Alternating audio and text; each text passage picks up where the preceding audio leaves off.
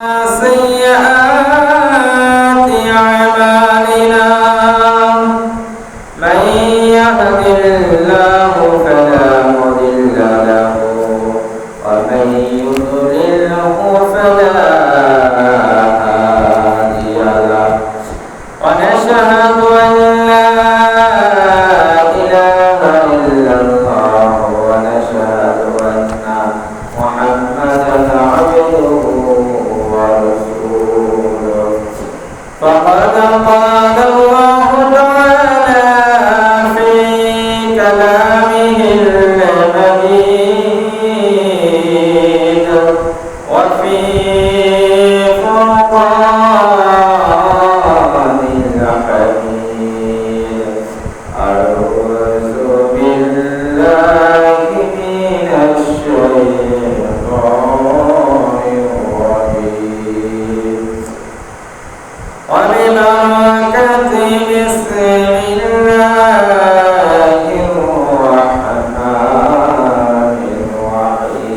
الرحيم لا أقسم بيوم القيامة ولا أقسم بالنفس اللوامة أيحسب الإنسان أن لن نجمع عظامه بلى قادرين على أن نسوي بنانه في شأن حبيبه ومحبوبه ومعشوقه مخبرا وآمرا إن الله وملائكته يصلون على النبي يا أيها الذين آمنوا صلوا عليه وسلموا تسليما يا اللهم صل على سيدنا مولانا محمد وعلى آل سيدنا तेरी नस्ले फाक में आई बच्चा बच्चा नूर का तो है आईने नूर तेरा सब खजाना नूर का अल्लाहुम्मा सल्ली अला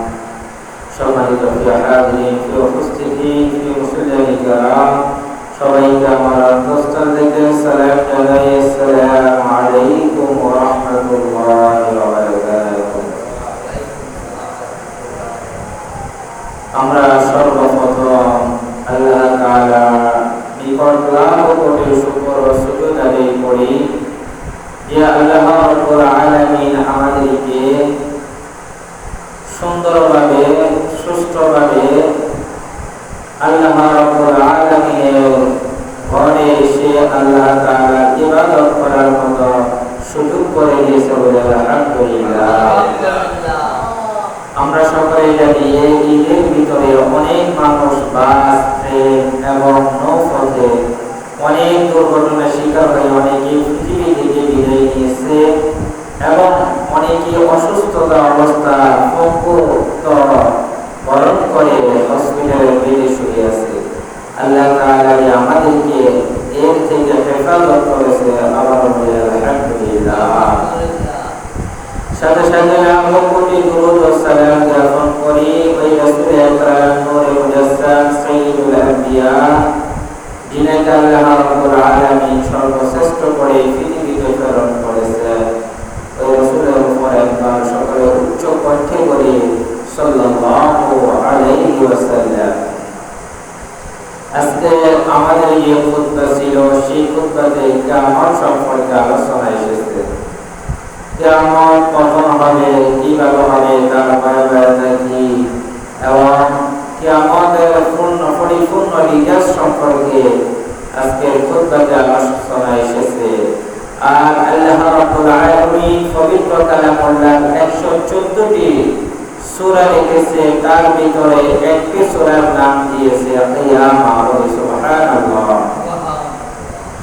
তাহলে আল্লাহ তাআলা পবিত্র কালামুল্লাহ 114টি সূরা, এর ভিতরে একটি সূরা আছে সূরাতুল কিয়ামত, কিয়ামত সম্পর্কিত সূরা।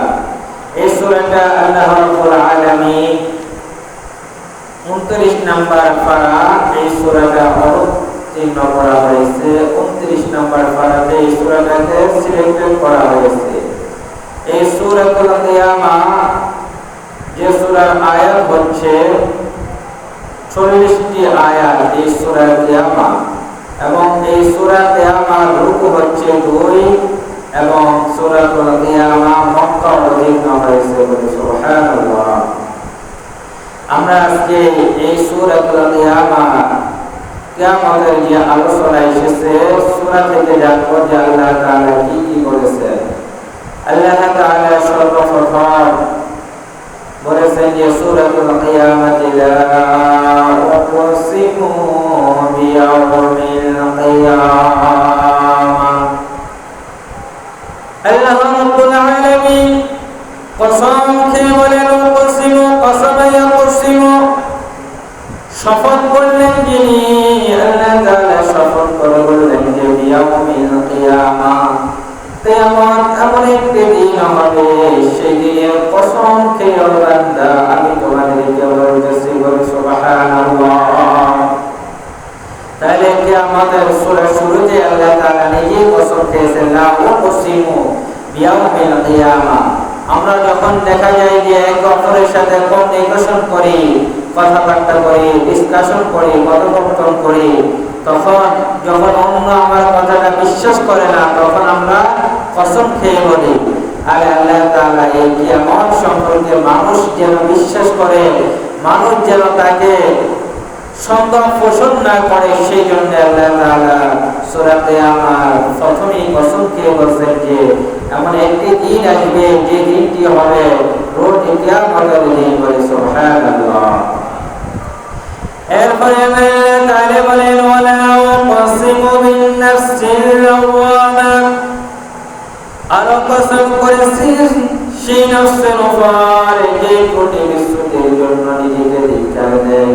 আল্লাহ তাআলা আরো কসম করেছেন যে এমন একটি আত্মার উপর মানুষ যখন তার কৃতকর্মগুলা করার পরে মানুষ যখন খারাপ কাজে লিপ্ত হয়, লিপ্ত হওয়ার পরে সে নিজের আত্মাকে বলে যে এই কাজটি করা আমার জন্য মঙ্গল হয়নি, ভালো হয়নি, এই কাজটি তো আমি এমন কাজ করেছি যে কাজটি আমাকে জাহান্নামে নিয়ে যাবে, যে কাজটি আল্লাহর সন্তুষ্ট নয়, বান্দার সন্তুষ্ট নয়, এমন একটি কাজ করার পরে মানুষ যখন নিজেকে ধিক্কার দেয়, নিজেকে এর থেকে বিরত রাখার জন্য আল্লাহর কাছে আশ্রয় চাই।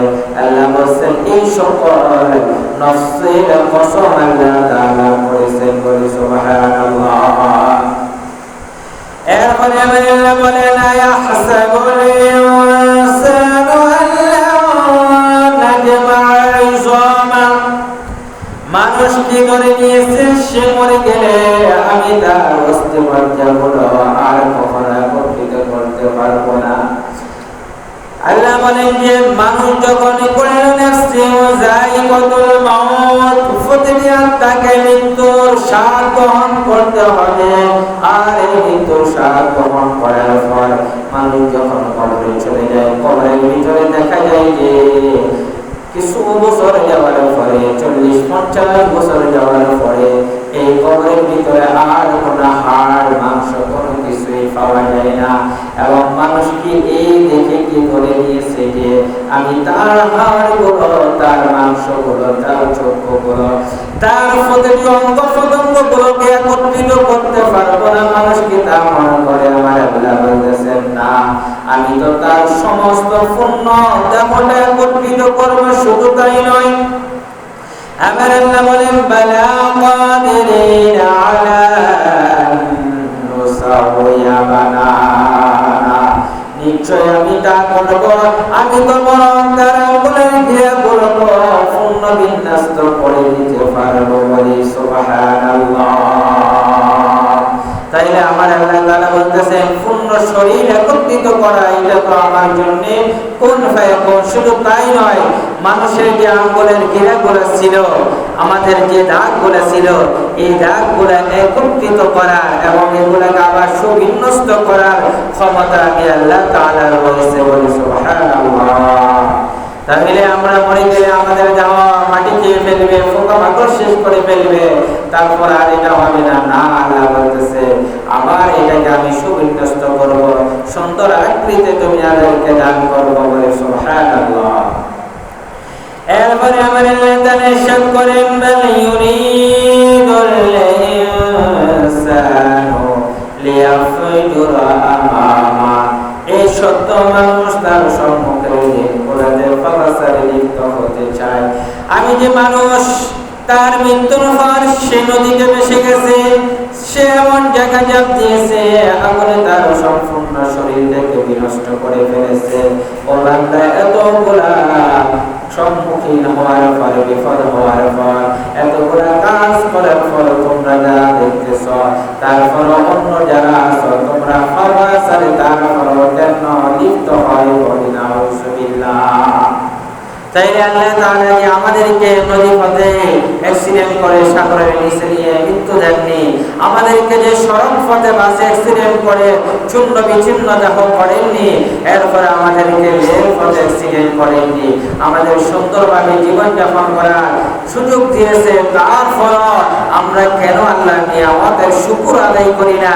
কেন তারপর আমরা ক্ষমাচারে লিপ্ত হই? এই জন্য আল্লাহ তাআলা আমাদেরকে ধিক্কার জানিয়ে দিয়েছে, বলি নাউজুবিল্লাহ। এরপরে আমার আল্লাহ বলেন যে ইয়াসালু আইয়ানা ইয়াউমুল কিয়ামা, এমন বান্দারা জিজ্ঞেস করবে আপনার প্রতিশ্রুত কিয়ামত কখন আসবে। বান্দারা বিশ্বাস করবে না, মানে জিজ্ঞাসা করবে, ফরাসারে লিখতে হবে।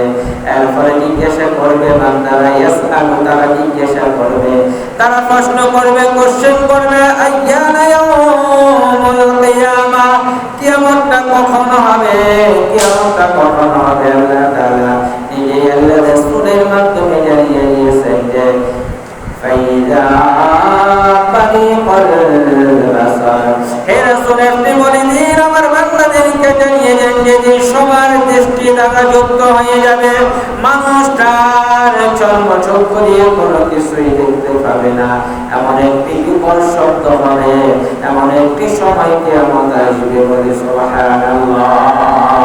মানুষের দৃষ্টি শক্তিগুলা দ্বারা যুক্ত হয়ে যাবে, মনে হচ্ছে যে কিছুই দেখা যায় না, চারদিকে শুধু উড়ন্ত লাগে, পাহাড়গুলা, নদীগুলা, সাগরগুলা শুধু উঠছে। এরপরে আমার আল্লাহ বলেন খাসফাল কমার, কিয়ামতের দিন আসবে রে বান্দা, যেদিন ছাদ অন্ধকার ছেয়ে যাবে, ছাদের কোনো আলো থাকবে না। আজকে তো আমরা রাত্রির বেলা চাঁদ দেখে দেখে নদীতে যা চলাফেরা করে বিশাল বড় চাঁদের আকারে তারা তাদের অবস্থানটা খতিয়ে নেয়, কোন জায়গায় সে এখন অবস্থান করেছে। শুধু তাই নয়, পৃথিবীর ভিতরে রাতের বেলা মানুষ চাঁদের আলোতে চলাফেরা করতে পারে। আল্লাহ তাআলা বলেন, এই চন্দ্রকে আল্লাহ তাআলা সেদিন আলোহীন করে ফেলবে। বলি সুবহানাল্লাহ। তাহলে ছাদের আলো শেষ হয়ে যাবে, চাঁদ তার আলো থেকে বিরত হয়ে যাবে। শুধু তাই নয়, আল্লাহ বলেন যে ওয়াখাসাফাল কমার, চাঁদ অন্ধকারে ছেয়ে যাবে। ওয়াজুমিআ আশ-শামসু ওয়াল কমার, সেদিন চাঁদ এবং সূর্য একাকার হয়ে যাবে। একটি আলোকে থেকে পার্থক্য থাকবে না, সব হয়ে যাবে, এক জায়গায় চূর্ণ বিচূর্ণ হয়ে যাচ্ছে। এরপরে আমার আল্লাহ তাআলা ইরশাদ করেন, ইয়াকুলুল ইনসানু ইয়াওমাইযিন আইনাল মাফার, সেদিন মানুষগুলো সব বলে উঠবে, সত্যি তো কিয়ামত এসে গেল, কোথায় আজ পালানোর জায়গা আমাদের। বলে সুবহানাল্লাহ। সমস্ত মানুষ যখন চন্দ্রগুলা এবং সূর্যগুলা, পাহাড়গুলা, নদীগুলা, পর্বতগুলাকে দেখবে এমন ভাবে ঘূর্ণমান হচ্ছে, তখন মানুষগুলা বলবে, আজ তো সত্যি আল্লাহ তাআলার কথা, যে আল্লাহ তাআলা বলেছেন যে ইকতারাবাতিস সাআতু ওয়া শাক্কাল কমার, নিশ্চয়ই কিয়ামত আসবে এবং চন্দ্র বিদীর্ণ হয়ে যাবে এবং সূর্য এবং চাঁদ বিদীর্ণ হবে। আজকে তো ঠিকই কিয়ামত চলে আসলো। আজকে যে আমরা ফাফিরা, আমাদের ফালানোর জায়গা কোথায়, তারা জায়গাটা খুঁজবে। এরপরে আমার আল্লাহ তাআলা ঘোষণা করবেন, কাল্লা লা ওয়াসার, ও বান্দা ঘোষণা আসবে, আজ ফালাবার কোনো জায়গা নাই, কোনো আশ্রয়স্থল তোমাদের জন্য নাই। বলে সুবহানাল্লাহ। তাহলে একমাত্র আল্লাহ তাআলা ছাড়া অপর কোনো জায়গা আজকে ফালাবার কেউ জায়গা পাবে না, কেউ খুঁজে পাবে না। অনেক কোটি কোটি সম্পদের মালিক হাহাকার হয়ে যাবে। আজকে আমার ধন সম্পদ, ছেলে মেয়ে, কেউ আমাকে বাঁচাতে পারবে না। বলে সুবহানাল্লাহ।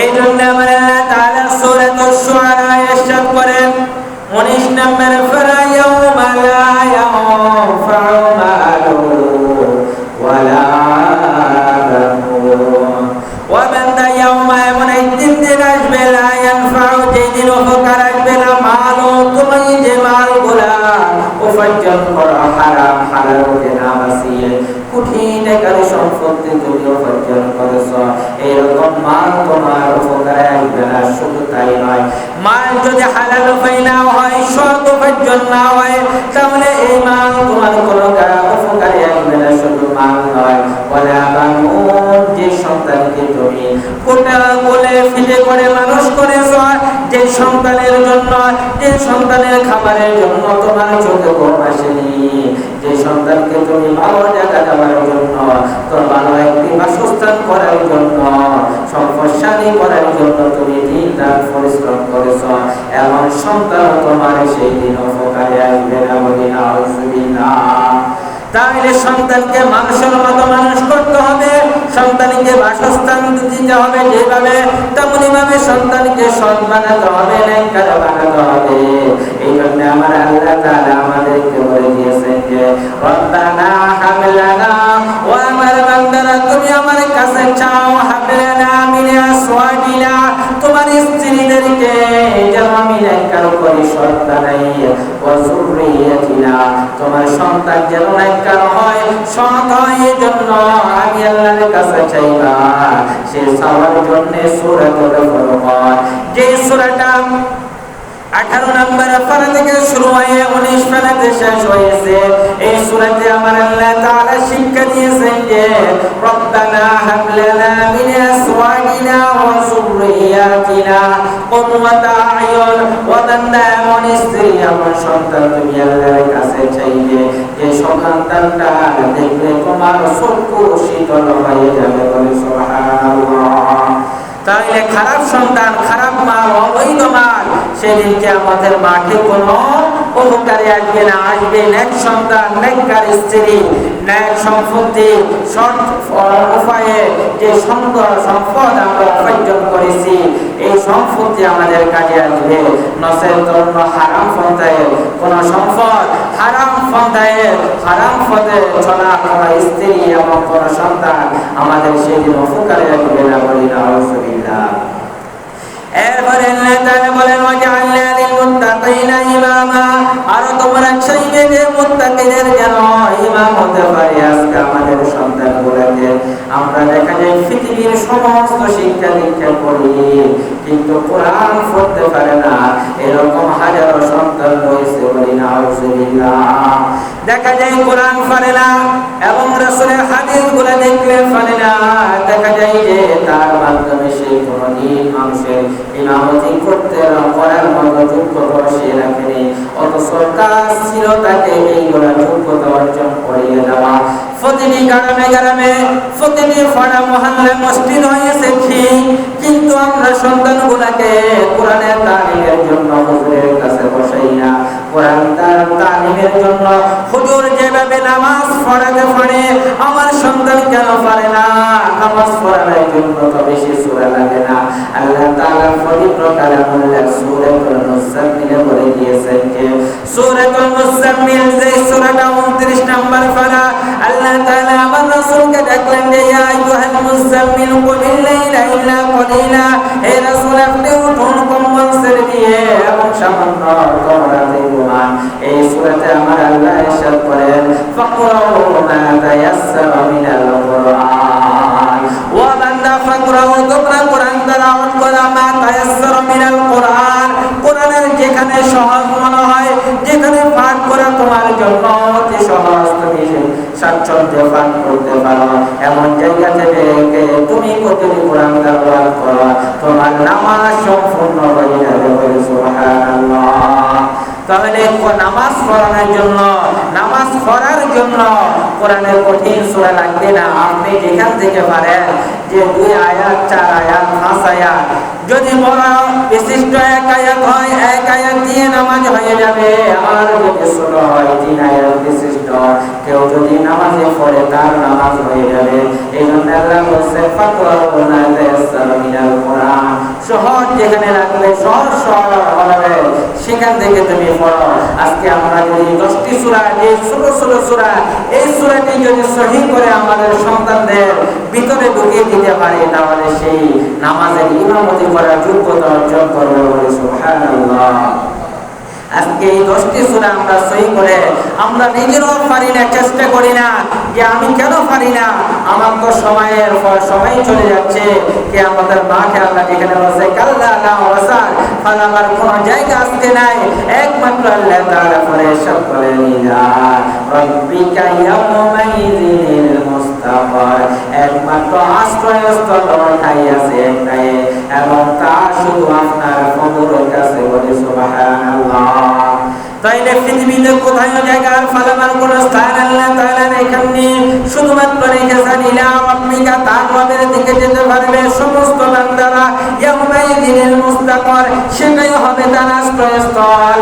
আজকে দেখেন এত বছর বয়স হয়ে গেছে, আমরা রবের সন্তুষ্টির জন্য কি করেছি, আর আমাদের নিজের বাঁচার জন্য, ছেলে মেয়েদেরকে বাঁচানোর জন্য, মানুষকে দেখানোর জন্য হারাম পন্থা টাকা উপার্জন করে যাচ্ছি, কিন্তু একটা বার চিন্তা করলাম না যে রবের সামনে আমি কি নিয়ে উপস্থিত হব, রবকে কতটুকু আমি সন্তুষ্ট করতে পেরেছি। রবের সামনে যে রব বলেছে পৃথিবীর কোন জায়গা তোমার পালানোর জায়গা থাকবে না, ইলা রাব্বিকা ওয়া বান্দা, শুধু আমি রবের কাছে আসতে পারবা। আমি রব যদি তোমাকে স্থান দেই তাহলে তুমি নিরাপদ হয়ে যাবে, বলে সুবহানাল্লাহ।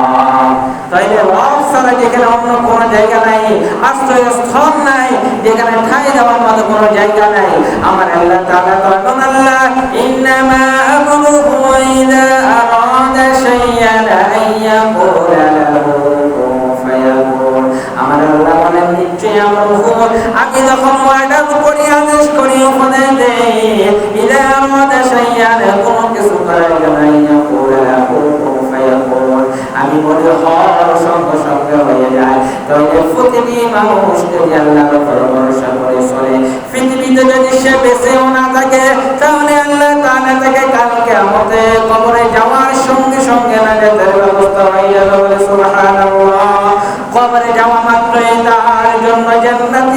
কিয়ামতের ব্যবস্থা হয়ে যাবে। এই জন্যই সর্বদা যারা আল্লাহকে ডাকে, আল্লাহর উপর আশ্রয় করে নিজের জীবনকে গঠন করে, কিয়ামতের মাঠ নয় এই দুনিয়া, তার কোনো চিন্তিত হতে হবে না। বলি সুবহানাল্লাহ। এই জন্য সূরা ইউনূস, যে ইউনূস নবী সম্পর্কে আমরা সবাই জানি, যিনি মাছের পেটে থাকার পর আল্লাহ রাব্বুল আলামিন সমুদ্রের তলদেশ থেকে যিনাকে উপরে উঠিয়ে যিনাকে আল্লাহ তাআলা আশ্রয় দিয়েছেন, যিনি মাছের পেটে থেকে আল্লাহর ইবাদত করেছেন, আবার মাছের পেটে থাকার পর যিনাকে মাছ গ্রাস করতে পারেনি, যিনাকে মাছ হজম করতে পারেনি, এই ইউনূস নবী সম্পর্কে আল্লাহ তাআলা কোরআনে সূরা সাফফাতে কত সুন্দর ইরশাদ করেছেন, লাল্লাযিনা ফী বাতনিহি লা ইয়াউমি ইউবআসুন ফানাবাসনাহু বিল আরাই ওয়া হুয়া সাকিম। ইউনূস নবী যদি আমার হুকুমকে সেখানে অমান্য করত, আমাকে ভরসা থেকে ছেড়ে দিত, মাছের পেট তার জন্য কিয়ামত হয়ে যেত। বলে সুবহানাল্লাহ। এই ইউনূস নবী সম্পর্কে সূরা ইউনূস 11 নম্বর পারা আমার আল্লাহ ইরশাদ করেন, আলা ইন্না আউলিয়া আল্লাহ, নিশ্চয়ই যারা আল্লাহ তাআলার বন্ধু হবে, আল্লাহ তাআলার খালেস বান্দা হবে, মুখলিস বান্দা হবে, ইল্লা ইবাদাল্লাহিল মুখলিসিন, শুধুমাত্র আল্লাহর ইবাদত করবে মুখলিসভাবে, একনিষ্ঠভাবে। আল্লাহ বলে ইন্না আউলিয়া আল্লাহ, তারাই আল্লাহর বন্ধু হবে। লা খাউফুন আলাইহিম ওয়া লা হুম ইয়াহজানুন, তাদের কোনো ভয় থাকবে না এই পৃথিবীতে, তারা কখনো চিন্তিত হবে না। বলে সুবহানাল্লাহ। তাইলে খালেস মুখলিস বান্দা কি কিয়ামত, কি অগ্নিকুণ্ডে পড়ে যাচ্ছে, কি সাগরের নিচে চলে যাচ্ছে, কি ট্রেনে সড়কে অ্যাক্সিডেন্ট হচ্ছে, তার ভয় থাকবে না, কারণ সে তার জীবনটাই পরিচালিত করেছে কোরআন এবং সুন্নাহর ভিতরে। বলে সুবহানাল্লাহ। এই জন্য সে মৃত্যুকে কখনো ভয় পাবে না, কারণ মৃত্যুটা হচ্ছে মুমিনদের জন্য উপহার স্বরূপ, মুমিনদের জন্য তোহফা, মুমিনদের জন্য মৃত্যুটা হচ্ছে একটি উপহার, মৃত্যুটা হবে মুমিনের জন্য ঈমানের স্বাদ। বলে সুবহানাল্লাহ। এরপরে আমার আল্লাহ সূরাতুল কিয়ামতে তারপরে ইরশাদ করেন, ইউনাব্বাউল ইনসানু ইয়াওমাইযিন বিমা কদ্দামা ওয়া আখার, ওয়ালা সেদিন প্রতিটি মানুষকে করে করে জানিয়ে দেওয়া হবে কি কাজ নিয়ে সে আয় উপস্থিত হয়েছে আর কি কি কাজ সে পিছনে রেখে এসেছে। বলে সুবহানাল্লাহ। তাহলে কিয়ামত সূরাতুল কিয়ামত সম্পর্কে 29 নম্বর পারা সূরা কিয়ামত আল্লাহ তাআলা বলেন, মানুষ যা যা করেছিল মানুষ সব কিছু তোমাকে দেখানো হবে। এবং আজকে যেরকম আমরা যদি ভিডিও ক্যামেরা করি, আমি 1 ঘন্টা যদি আমার এই মসজিদে ভিডিও করে থাকি, 1 ঘন্টার ভিতরে কোন মানুষ কি অবস্থা ছিল, কিভাবে ছিল, যেভাবে এটা সাধারণ প্রযুক্তির মাধ্যমে, টেকনোলজির মাধ্যমে আমরা এই ছোট মোবাইলে ধারণ করে আবার ছেড়ে দিতে পারি। অথচ এটা বিশ্বাস তো সে আল্লাহ, যে আল্লাহ আমার ব্রেনকে দিয়েছে, সে আল্লাহ এই ভিডিওর মতো করে করে করে আমাদের কাজগুলা দেয়, আমাদের সামনে উপস্থাপন করবেন। সেই কাজটাই আজকে আমাদের মনিটরে দেখাচ্ছে টেকনোলজি। বলে সুবহানাল্লাহ। তাইলে কি আমাদের মাঠে আল্লাহ তাআলা আমাদের কাজগুলো দেখাবেন। আজকে আমরা দুনিয়াতে তার প্রমাণ, যেটা আমরা ভিডিও দেখি যে কোনটা ভিডিও হয়েছে, সবগুলা কোন মানুষ কি করেছে, সে দাঁড়িয়েছিল না বসেছিল, কি করেছে, দুনিয়ার সামান্য টেকনোলজি যে ব্রেনটা আমার আল্লাহ দিয়েছে, সেই ব্রেন যদি এতটুকু হাজার ঘন্টাকে ঘন্টা ভিডিও করে আমাদেরকে সামনে উপস্থাপন করতে পারে, প্রেজেন্টেশন করতে পারে, তাহলে কি আমাদের মাঠে আমাদের এই জীবনের কর্মকাণ্ডগুলো করা আমার আল্লাহর জন্য খুবই খুবই স্বল্প জ্ঞান হবে। বলে সুবহানাল্লাহ। এই জন্য আমরা প্রতিটি কাজ করব আল্লাহকে স্যাটিসফাই করার জন্য, আল্লাহকে সন্তুষ্ট করার জন্য। নসের আমার আল্লাহর সামনে আমরা ধরে পড়ে যাব, ভিডিও ক্যামেরার মতো আমাদের এইগুলা ফেরেশতারা উপস্থাপন করে দিবে। এরপরে আমার আল্লাহ বলবেন, বালাল ইনসানু আলা নাফসিহি বাসীরা, মানুষেরা মূলত নিজেদের কাজকর্মের ব্যাপারে নিজেরাই সম্পূর্ণ রয়েছে, আল্লাহ বলবেন যে আমি নিজেই তোমাদেরকে বলবো না, বরঞ্চ তোমরা যে কাজগুলো করেছো বালিল ইনসান, ও মানুষ তোমরা যে কাজগুলো করেছো, তোমরা আলা নাফসি বাসীরা, তোমাদের যে চক্ষু দিয়েছি সেই চক্ষুতে তোমরা দেখতে পারবে। কারণ আমার আল্লাহ সূরা ইয়াসিনে বলবেন যে আল ইয়াওমা নাখতিমু আলা আফওয়াহিহিম ওয়া তুকাল্লিমুনা আইদিহিম ওয়া তাশহাদু আরজুলুহুম বিমা কানু ইয়াকসিবুন। আল ইয়াওম, আল্লাহ বলবেন কিয়ামতের মাঠ যখন মানুষের হিসাব নিকাশ নেওয়া শুরু করব, আল ইয়াওম নাখতিমু আলা আফওয়াহিহিম, সর্বপ্রথম তার মুখমণ্ডলকে আমি স্টপ করে দিব, বন্ধ করে দিব। ওয়া তুকাল্লিমুনা আইদিহিম, তার হাতগুলো কথা বলতে থাকবে। কাল্লামা ইয়াকাল্লিমু, কথা বলা, তার হাতগুলো আল্লাহ তাআলার সাথে সেদিন ভাব বিনিময় করবে, কথা বলবে। এই হাত দ্বারা যারা কোরআনকে বলেছে যতবার, কোরআন বলবে যে আমাকে এই হাত দিয়ে কোরআন স্পর্শ করে করে পৃষ্ঠার পর পৃষ্ঠা তুলে তুলে আমাকে এই হাত দিয়ে এসে ধরেছে। চক্ষুগুলো সেই দিন সাক্ষ্য দিব যে এই চক্ষুগুলো দিয়ে আমাকে সে বারবার করে আপনার কালামগুলোকে দিতেছে। এমনই ভাবে ওয়াতাশহাদু আরজুলুহুম, পাগুলো সাক্ষ্য দিবে আল্লাহ তাআলা মসজিদে আযান দেওয়া মাত্রই আপনার বান্দা এই মসজিদে চলে আসতো, দুনিয়ার সমস্ত কাজগুলোকে সে অপশনাল মনে করত, আপনার কাজকে সে প্রাধান্য দিত, সে মসজিদে চলে আসতো। এইভাবে শুরু থেকে অন্তর পর্যন্ত বিমা কানু ইয়াকসিবুন, সেদিন সাক্ষ্য দিতে থাকবে। বলেন সুবহানাল্লাহ। তাইলে আল্লাহ তাআলা এই মুখ দিয়ে আমরা যে মিথ্যা কথা বলেছি, অপরের গীবত করেছি, অপরের ষড়যন্ত্র করেছি, সবগুলা নাচ্ছাদ করে দিয়ে মুখকে বন্ধ করবে, প্রতিটি অঙ্গপ্রত্যঙ্গের কাজকে আল্লাহ শুরু করে দিবে।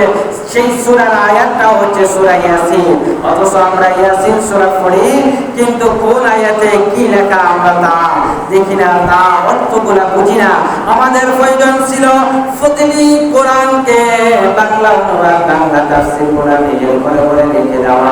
লিখে দেওয়ার পরে যদি আমরা এইগুলা থেকে নসিহত না বুঝতাম, তাহলে আমাদের ইমাম সাহেব যারা আছে তাদের কাছে আসে এই আয়াতগুলা দেখে এটার অর্থটাকে আমাকে বুঝিয়ে দেয়। এইভাবে আমাদের এলেম শিখা দরকার ছিল, অথচ আমরা তা করি না। এই জন্য আমরা পরকাল যে ভয়, কবরের যে ভয় আমাদের, সেটা আমাদের মনে আসতেছে না। এই জন্য আমার আল্লাহ তারপরে বলেন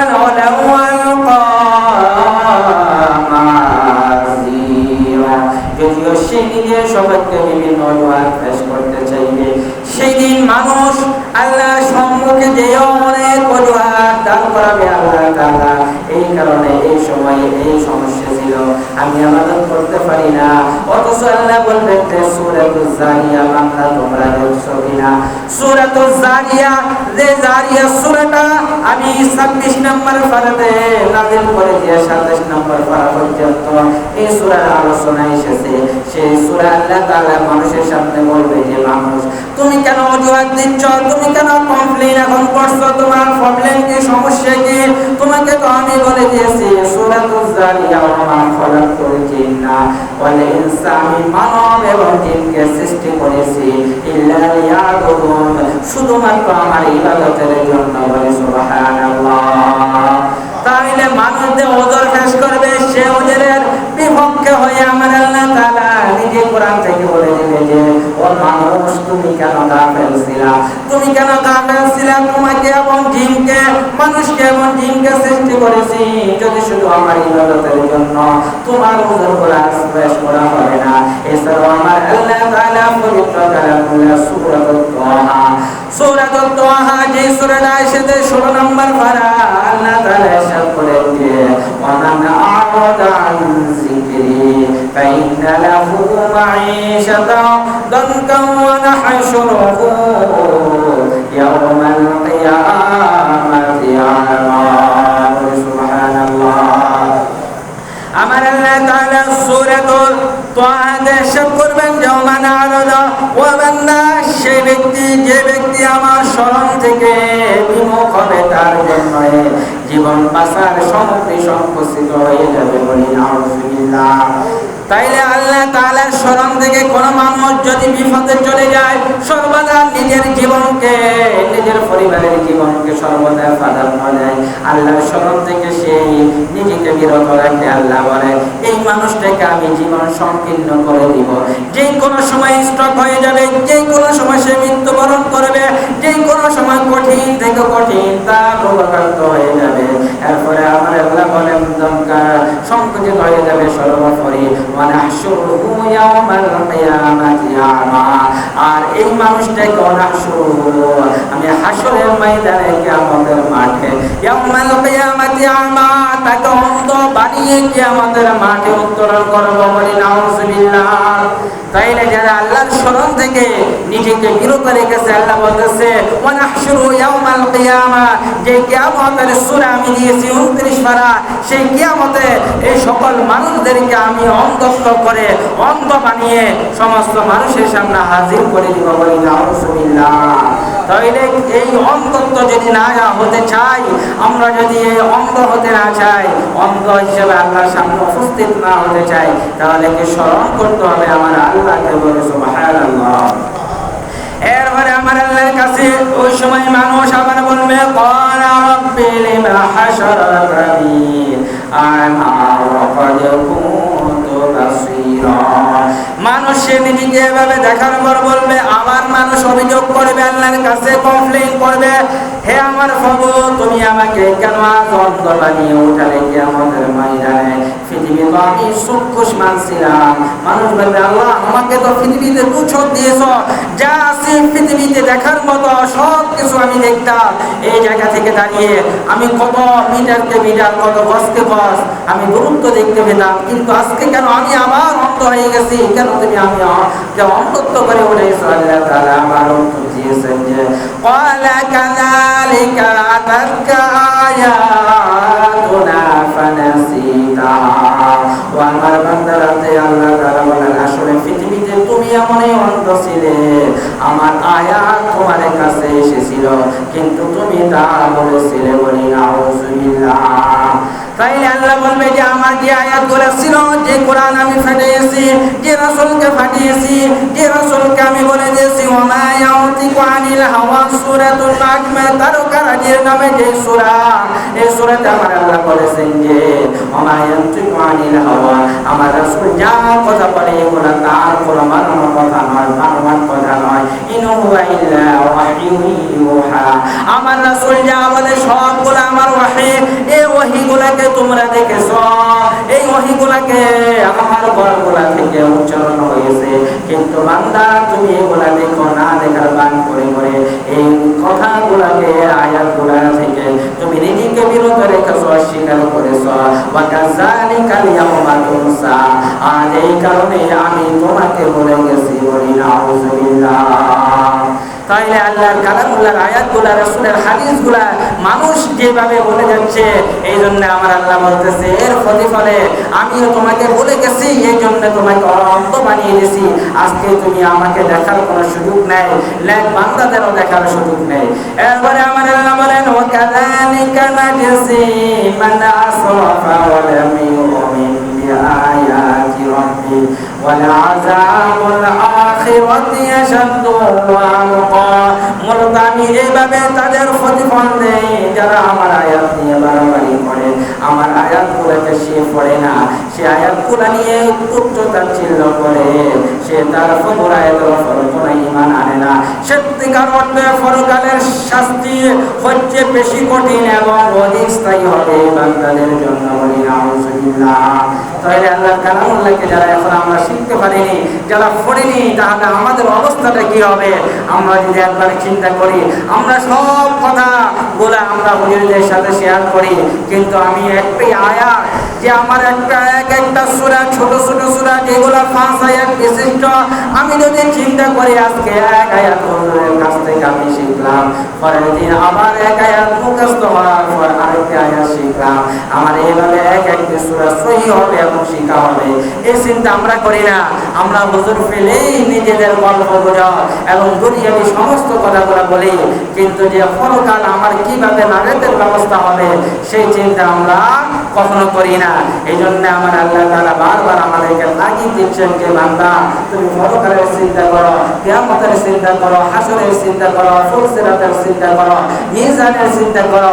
যে চিন্তাটা তোমার সর্বোপরি সব সময় করা তোমার একান্ত প্রয়োজন, এই চিন্তা তুমি করতে থাকো। বলি সুবহানাল্লাহ। এরপরে আমার আল্লাহ তাআলা সূরাতুল কিয়ামতে ইরশাদ করেন, লা তুহাররিক বিহি লিসানাকা লিতা'জালা বিহি। ওই ব্যাপারে হে নবী, আপনি তাতে তাড়াহুড়া করার উদ্দেশ্যে তার সাথে আপনি কি বানাবেন না। আল্লাহ তাআলা তার রাসূল করা সব করতে বলে দিয়েছেন যে আপনি কোনো কিছু শিখার ব্যাপারে আমার পক্ষ থেকে ইব্রাহিম যখন ওহী নিয়ে আসবে, এগুলো আপনি তাড়াহুড়া করার শিখার প্রয়োজন নেই। আমি আল্লাহ তাআলা নিজ থেকে আপনার অন্তরে এগুলো গেঁথে দিব। বলি সুবহানাল্লাহ। ইন্না আলাইনা জামাআহু ওয়া কুরআনা। এরা কত পড়া ঠিক মতো আপনাকে পড়িয়ে দেওয়ার দায়িত্ব হচ্ছে আমার। বলি সুবহানাল্লাহ। তাইলে এই পরিপূর্ণ কোরআন ৬৬৬৬ আয়াত, এই ৬৬৬৬ আয়াত আমার রাসূলের অন্তরে কলবে আমার আল্লাহ তাআলা সেগুলা সুন্দরভাবে গেঁথে দিয়েছেন জিবরাইল আলাইহিস সালামের বারবার পড়ার মাধ্যমে। বলি সুবহানাল্লাহ। তাইলে আল্লাহ তাআলা কত সুন্দরভাবে এই কোরআনকে দিয়েছেন। এই কোরআন আজকে শুধু আমাদের রাসূল আকরাম সাল্লাল্লাহু আলাইহি সাল্লামের উপরে শুধু গাথা অবস্থা নেই, এই কোরআন আমাদের সমস্ত মাখলুকাতের অন্তরে চলে এসেছে। বলি সুবহানাল্লাহ। এই জন্য আমরা দেখি যে দিনকে দিন রাতকে রাত আমাদের যে হাফেজ সাহেবরা আছে তারা কি করে এই কোরআনকে সুন্দরভাবে মানুষের সামনে রাতের পর রাত পরিপূর্ণ একটি মাহে রমজানে উপস্থাপন করে, আর মানুষ অনায়াসে শুনতে পায়। বলে সুবহানাল্লাহ। তাইলে এই যে আমরা কিয়ামত সম্পর্কে আজকে অগণিত অসংখ্য আয়াতের আলোচনা করেছি, শুধু কোরআন দিয়ে যদি আপনি আলোচনা করেন, এই কোরআনের কিয়ামতের আলোচনা এত বেশি আছে যে আমরা তাফসীর করে শেষ করতে পারবো না। বলি সুবহানাল্লাহ। এই জন্য আমরা অ্যাটলিস্ট যে 114টি সূরার ভিতরে আল কোরআন যে রয়েছে, আল কোরআনে যে একটি সূরা আছে সূরাতুল কিয়ামা, এই কিয়ামত সম্পর্কে আমরা জানবো।